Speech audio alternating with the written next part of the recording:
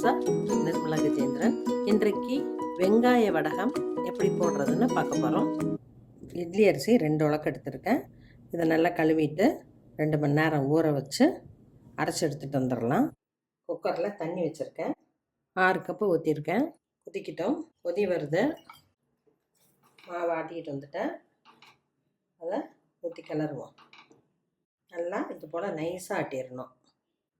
ரொம்பவும் தண்ணியாட்ட வேண்டாம், ரொம்பவும் கெட்டியாக வேண்டாம். இது போல் ஸ்டிக் வச்சு கிளறப்ப நமக்கு ஈஸியாக இருக்கும். ஸ்டிக் இல்லாதவங்க பருப்பு மற்ற திருப்பி போட்டு பண்ணலாம்.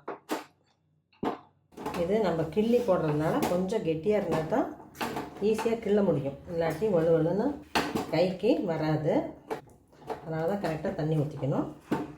இப்போ கட்டி இல்லாமல் ஸ்மூத்தாக களியாட்டம் வந்துருச்சு. இப்போ இது போல் கரண்டி போட்டுக்கலாம். இப்போ தான் அடியில் இருக்கிறது மேலே வரும்.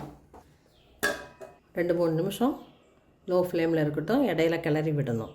கிரைண்டரில் போட்டு தான் நைஸாக அரைக்க முடியும், மிக்சியில் அரைக்கக்கூடாது. தண்ணியை தொட்டு பார்க்குறேன், நல்லா வெந்துருச்சு. இப்போ உப்பு போட்டுடலாம்.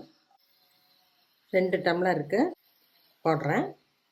கொஞ்சம் கம்மியாக தான் போடணும். நம்ம எண்ணெயில் பொரிக்கிறப்ப ரொம்ப உப்பு அதிகமாக தெரியும். இனிமேல் கட் பண்ணி வச்சா வெங்காயத்தை போட்டுடலாம். பொடியாக நறுக்கின கருவேப்பிலை, பச்சை மிளகாய் 4, சின்ன வெங்காயம் போட்டால் தான் ருசியாக இருக்கும்.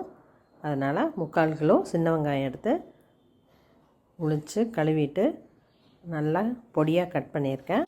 இதை லேசாக அப்படி கசைஞ்சு போடலாம். போட்டுடலாம். 2-3 நிமிஷத்தில் வெந்துடும். எல்லா பக்கம் வெங்காயம் படுற மாதிரி ஒரு கிளறி விட்டுறலாம். 2 நிமிஷம் சிம்மிலேயே வேகட்டும். இப்போ மறுபடியும் கிளறி விடுவோம். இந்த பதத்தில் இருக்கணும். வெங்காயம் வெந்துருச்சு. ஸ்டவ் ஆஃப் பண்ணிடலாம். நீங்கள் கொஞ்சம் பெரிய பாத்திரத்தில் செய்யுங்க, அப்போ உங்களுக்கு ஈஸியாக இருக்கும். தண்ணி கொஞ்சம் வச்சுக்கிட்டு கையில் தொட்டுக்கலாம். கை பொறுக்கிற சூட்டில் எடுத்து இந்த மாதிரி சின்ன சின்னதாக போடலாம். ரொம்ப தண்ணி ஊற்றினா பிசு பிசுன்னு வரும். இது கரெக்டாக இருக்குது.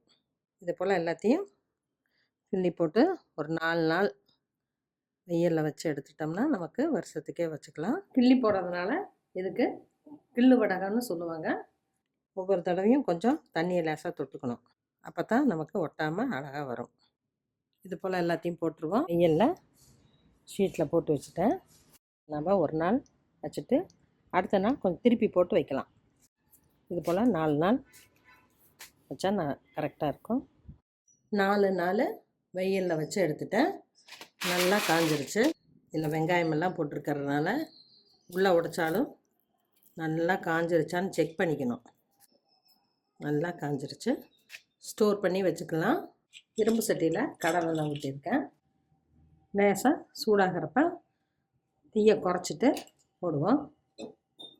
வெங்காயம் போட்டதுனால லேசாக செவக்கத்தான் செய்யும். அதனால தான் ஃப்ளேமை குறைச்சி வச்சுக்கணும்னு சொல்லியிருக்கேன். நல்லா கிறிஸ்பாக இருக்குது. சின்ன வெங்காய வாசம் பக்கோடா சாப்பிட்ற ஃபீலிங்கே கொடுக்குது. மழை காலத்தில் ஈவினிங் ஸ்நாக்காகவும் சாப்பிட்லாம். வெங்காயம் வடகம் ரெடி ஆயிடுச்சு. இது சாம்பார் சாதம், கீரைக்கூட்டு, கொஞ்சம் பிளாண்டாக இருக்கிற டிஷ்ஷஸ்க்கு இது சைட் டிஷ்ஷாக வச்சுக்கிட்டால் ரொம்ப நல்லாயிருக்கும். வெரைட்டி ரைஸ் இதுக்கெல்லாம் காம்பினேஷன் நல்லாயிருக்கும். குழந்தைகளுக்கு ரொம்ப பிடிக்கும். செஞ்சு பாருங்கள், சாப்பிட்டு பாருங்கள். பிடிச்சிருந்தா சப்ஸ்கிரைப் பண்ணுங்கள், ஷேர் பண்ணுங்கள். தேங்க்யூ.